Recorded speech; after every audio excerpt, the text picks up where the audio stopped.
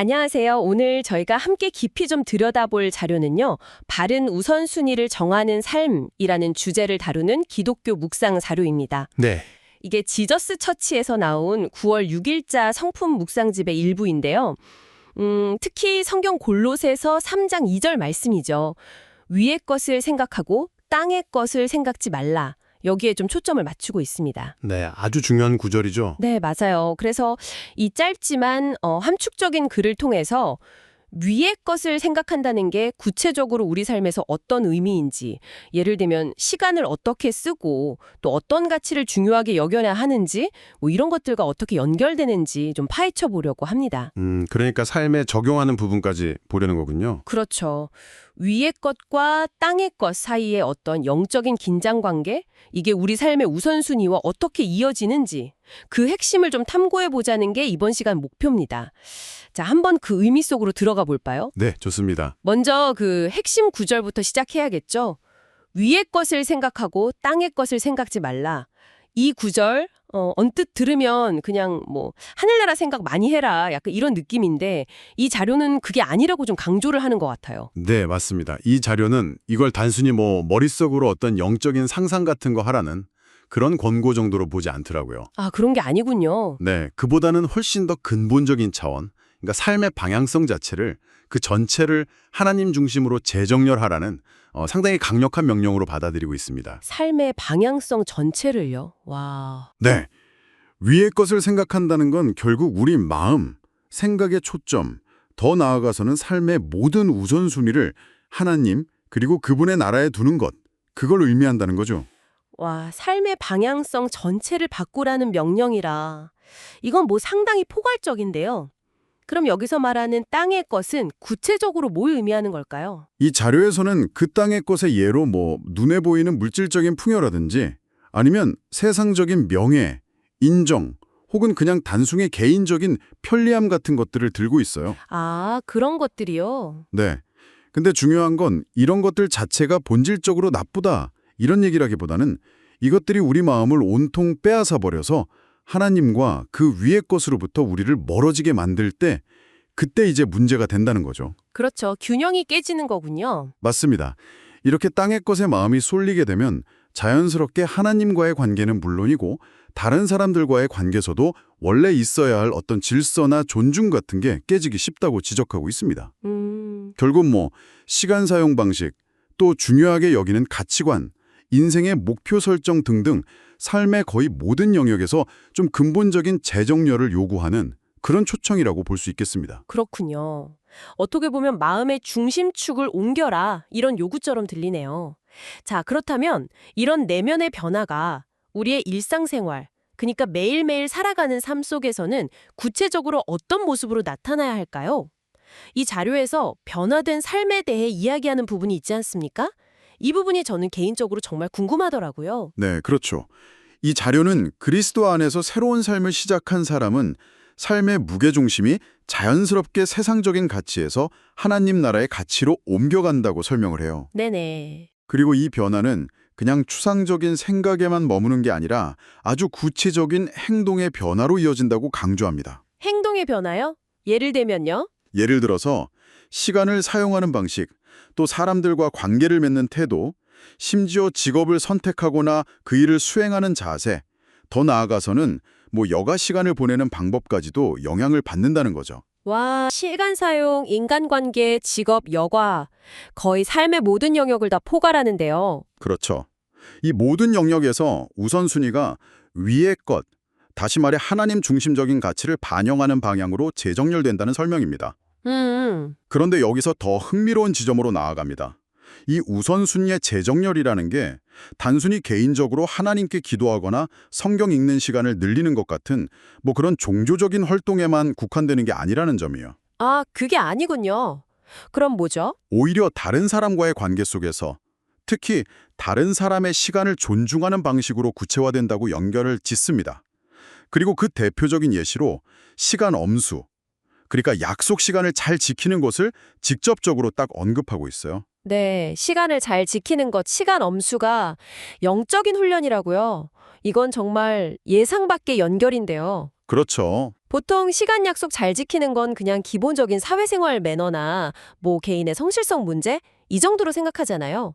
이걸 신앙적인 차원, 그러니까 영적인 훈련으로까지 연결한다?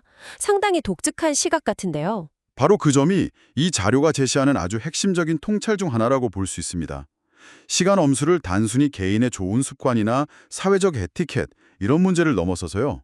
위의 것을 생각하는 하나님 나라 백성의 어떤 근본적인 가치관과 태도에서 비롯된 영적 훈련의 한 형태로 보고 있는 겁니다. 그리고 또 눈에 보이는 이웃과 그들의 시간을 소중히 여기는 마음이 반영되어 있다는 해석인 거죠. 와. 어떻게 보면 아주 평범해 보이는 일상적인 약속 시간 지키기라는 행동에 깊은 신앙적 의미를 부여하려는 시도라고 할 수 있습니다. 일상의 작은 습관 하나에도 이런 신학적인 의미가 담겨 있을 수 있다는 거군요.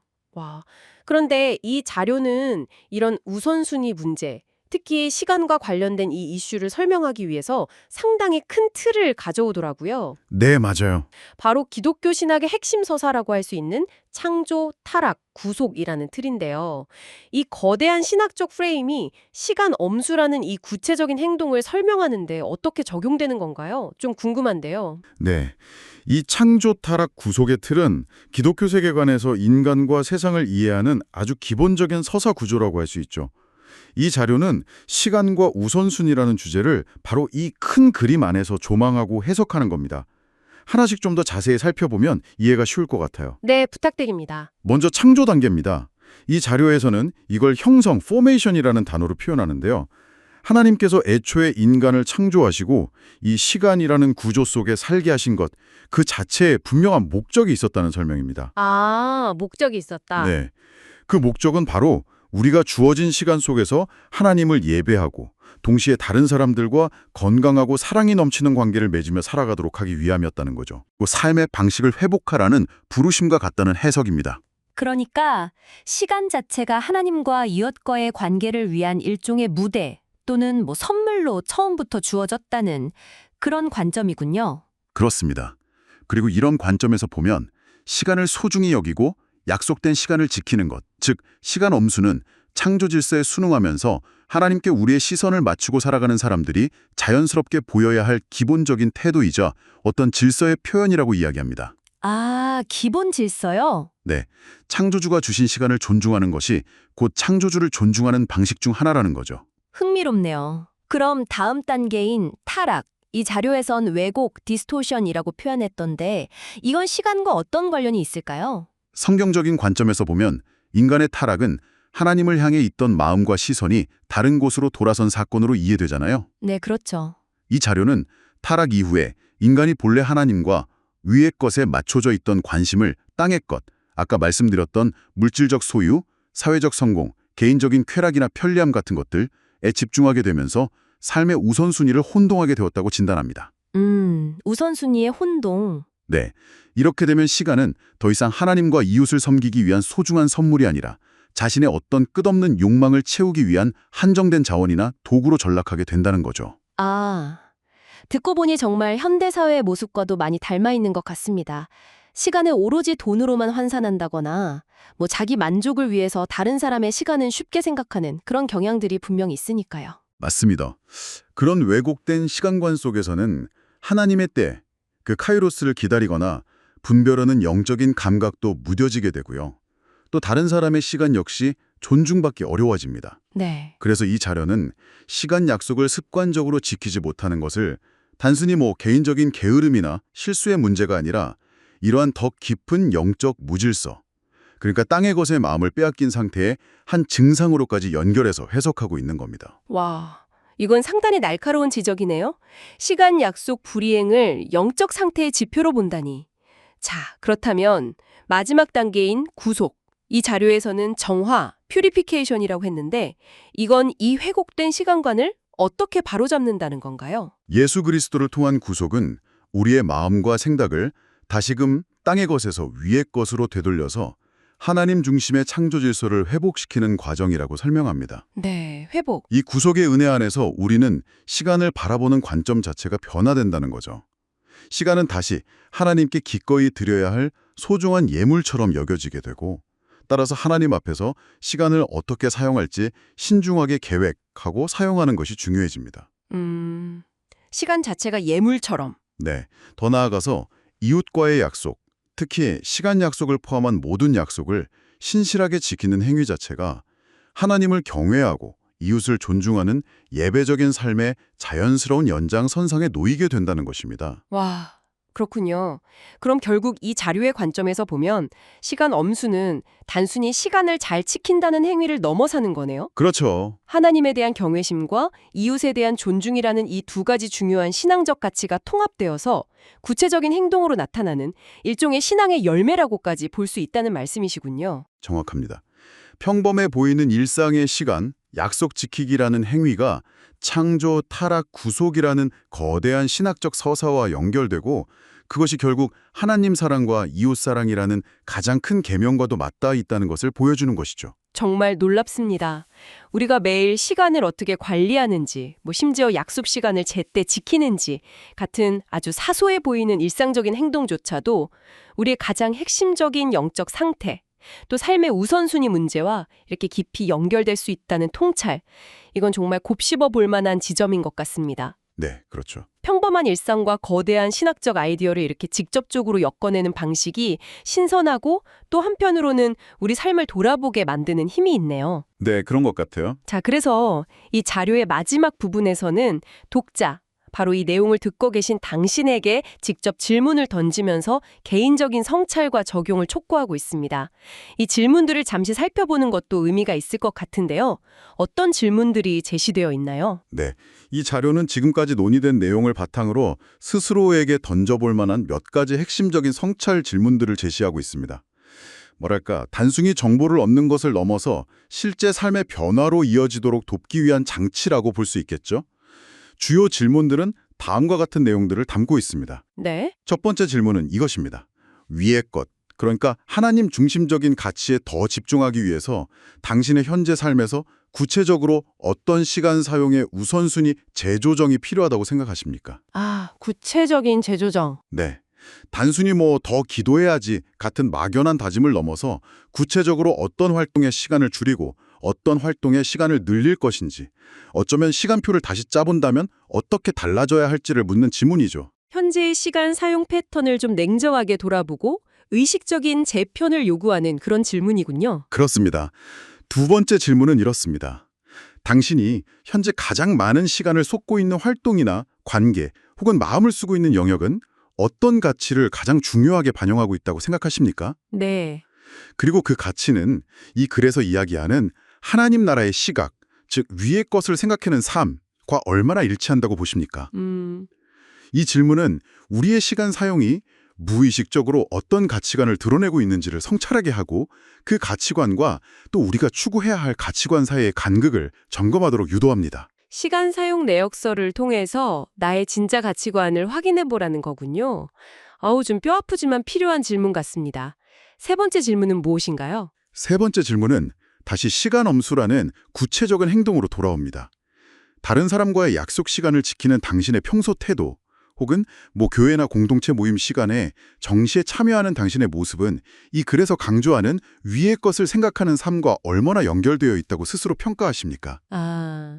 시간 약속을 대하는 나의 태도가 단순히 개인적인 성향의 문제를 넘어서 하나님과 이웃을 존중하는 영적인 태도와 얼마나 일치하는지를 돌아보게 하는 질문입니다. 결국 이 질문들은 모두 우리가 매일 시간을 어떻게 보내는지, 또 다른 사람과의 약속을 얼마나 소중히 여기고 신실하게 지키는지 같은 일상의 아주 구체적인 선택들을 위의 것을 생각하는 삶이라는 이 자료의 핵심적인 영적 관점을 통해서 새롭게 조명하고 그 의미를 되새기도록 이끌고 있네요.